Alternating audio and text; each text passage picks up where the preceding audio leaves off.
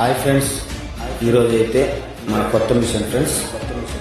First మన పొలంలోనే start చేసాం ఫ్రెండ్స్.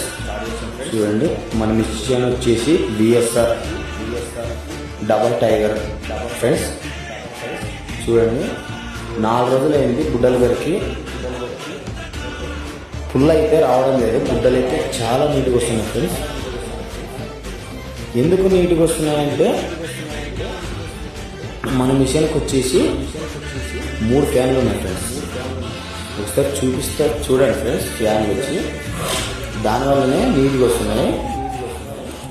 చూడండి ఫ్రెండ్స్, వెనక సైడ్ వచ్చి 2 లాక్ ఉంటాయి ఫ్రెండ్స్.